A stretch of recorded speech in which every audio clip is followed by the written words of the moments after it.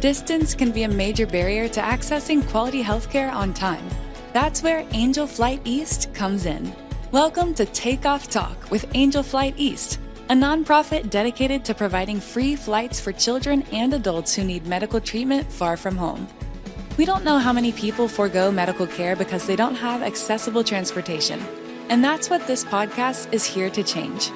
Join passionate AFE staff members Jess Ames and Maddie Beck as they share real-life stories from people who have used AFE services to get the care they need when they need it.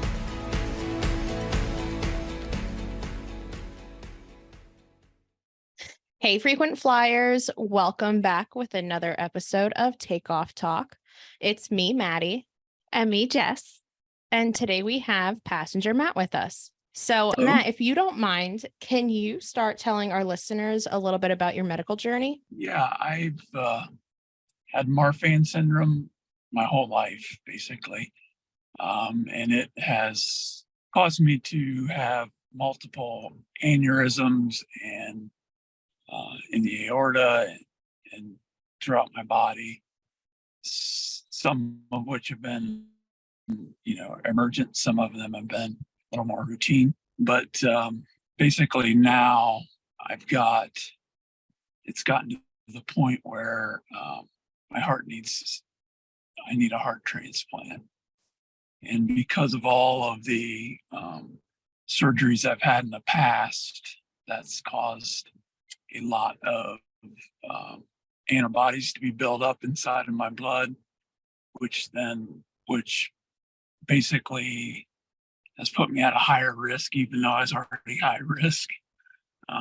So normally I get seen at Cleveland, which is about a 3-hour drive, which is not out of our range. But then Cleveland referred me to NYU, and NYU is just too far for me to ride in a car.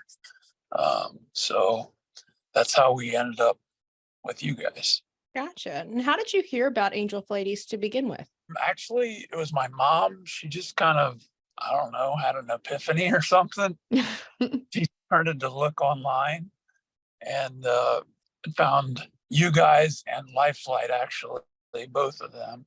And we called both, and you guys were the first ones to respond. And then you actually teamed up on my flight with Lifeline.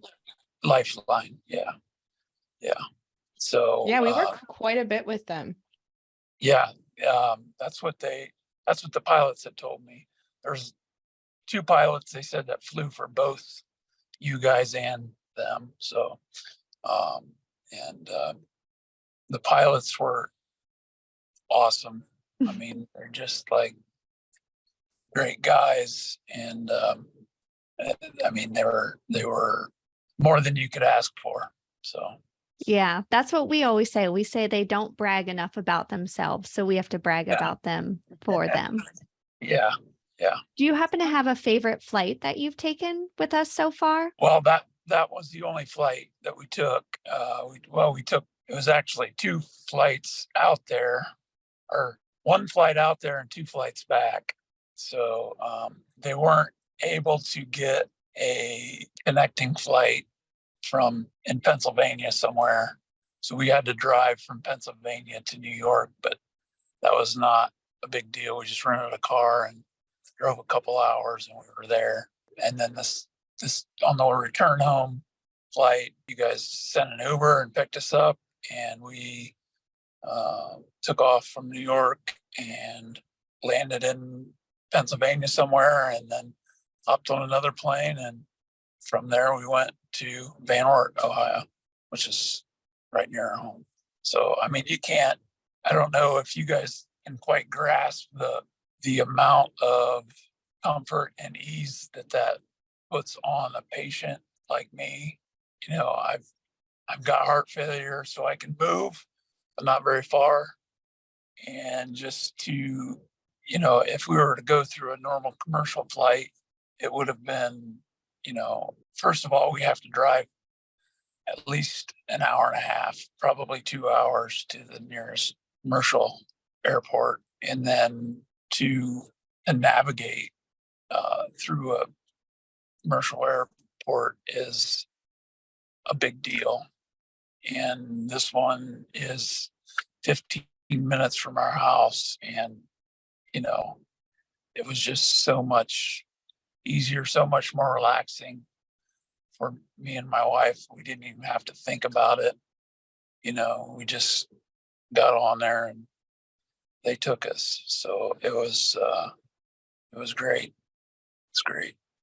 That's amazing. We always say nobody likes to be in a commercial airport when they're feeling well, let alone when they're sick or they've just gotten treatments. And flying with Angel Flight East just takes that stress away from them. Yes. Yeah, I agree completely. And David, the flight coordinator that helped us, he's been awesome. Actually, we are planning on taking another flight next week through you guys to NYU. They want to do an in-person evaluation of me. So they're going to admit me for a couple days, do some of their own testing. So, and it's just like, I knew I could just call him up and say, I need another flight, and he took care of it for me. So, I mean, it's wonderful. We love David. He said we never give him a shout out on here, so he'll be very happy about this one. Yes. Yeah. Yes. Yep. So now, what would you do without Angel Flight? Would you be forced to do those commercial flights? Would you try to figure out the ground transportation? Probably would have driven. And it would have been about a 10-hour drive. So Wow. that would be like, I mean, I don't know. I don't know if I could even do, it would probably be like 2 days of travel, because there's no way that I can sit in a car for 10 hours, just given the state that I'm in right now. So, but yeah, it's been, you guys have been a godsend. Let's put it that way. I can't cry again and I feel it coming. So I need to ask the next question.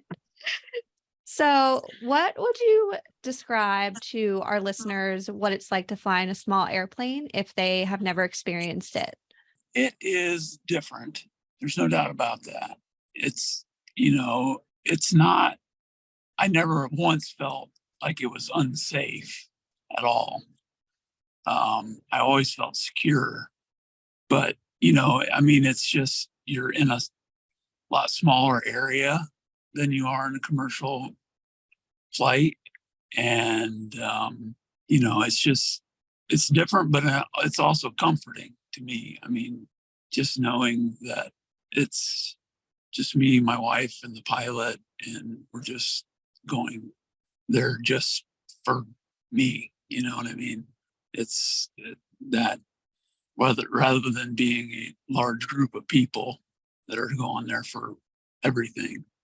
It's just, it's really, that really gets at you, Yeah. No security lines. And you can fly like Kim Kardashian. Yeah. Yeah, I guess. I don't. If that's who you're into. Yeah, not really, but.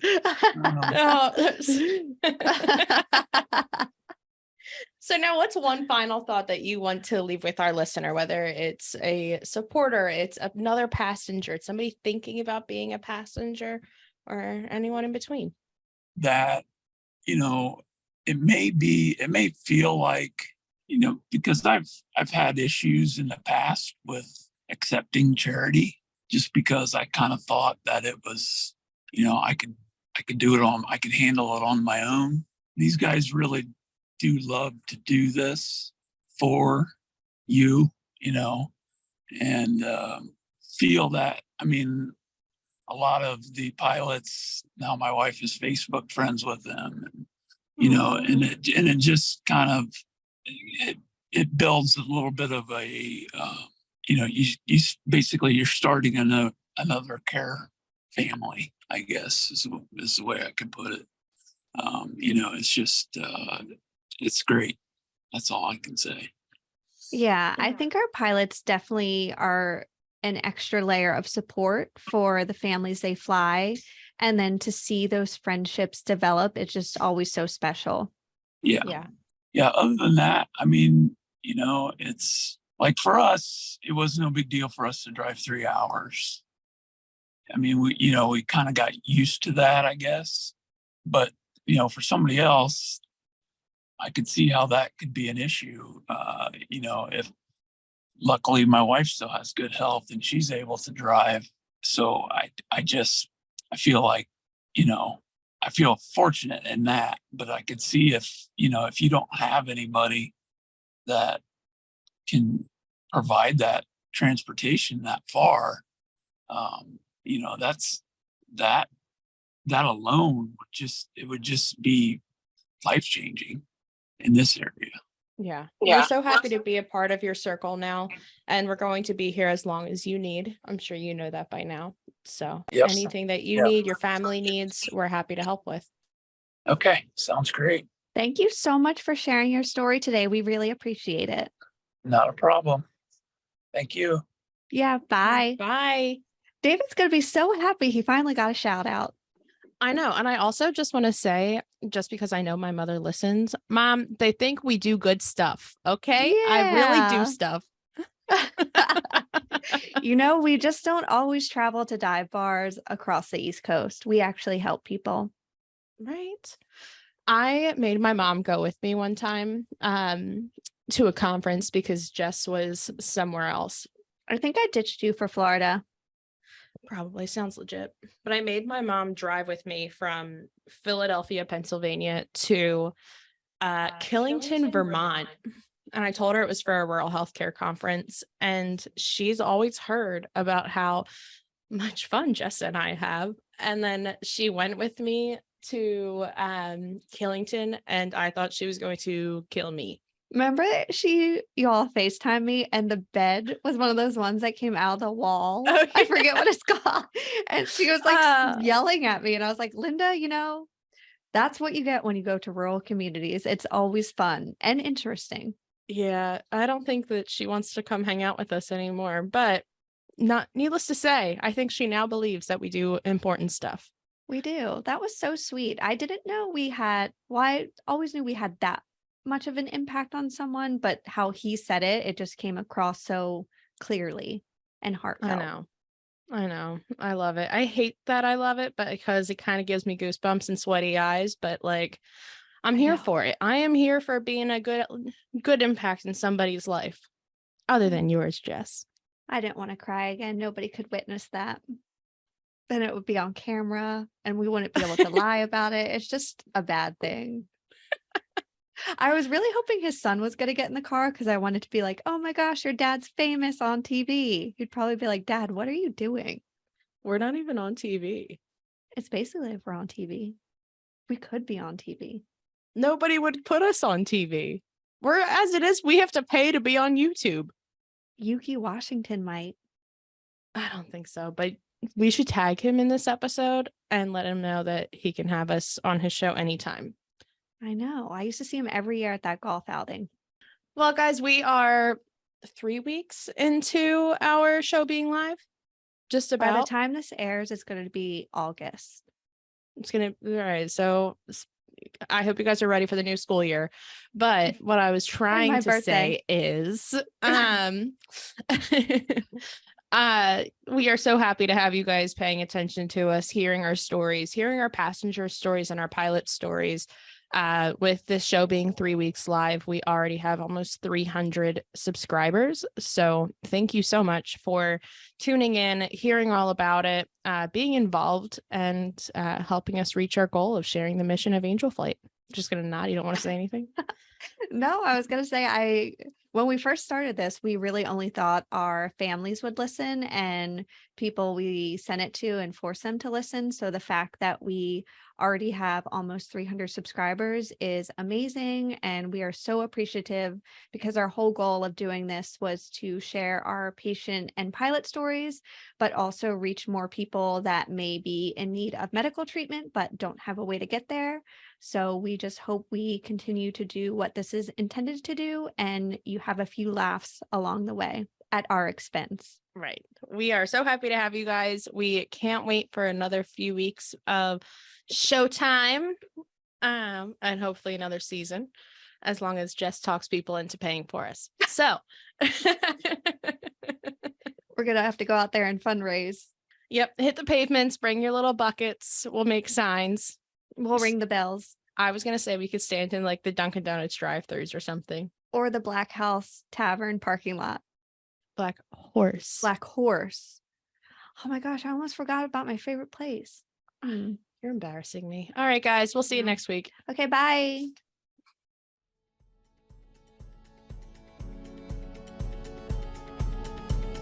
That's it for today's episode of Takeoff Talk with Angel Flight East. If you want to learn more about our services, please visit our website at www.angelflighteast.org or call our office at 215-358-1900. Join us in our mission. If you're a healthcare worker or a patient in need of air travel and flight services, AFE is here for you. Subscribe to the show so you can hear more stories. Join us again next week right here on Takeoff Talk.